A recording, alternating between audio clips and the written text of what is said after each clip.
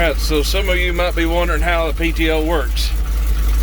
Well, it's an auxiliary gear, goes on the side of your transmission, and it's engaged and disengaged through the clutch and a lever.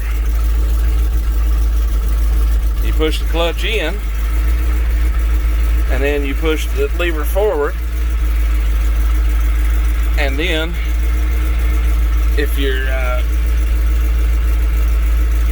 you got this other lever over here, shows the thing going up, and then you can watch it go up and up and up. The faster you rev the RPM, the faster it'll move it up.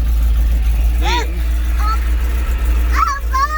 you pull it back to disengage, and then you let gravity do the work and push forward, and you'll see it going down.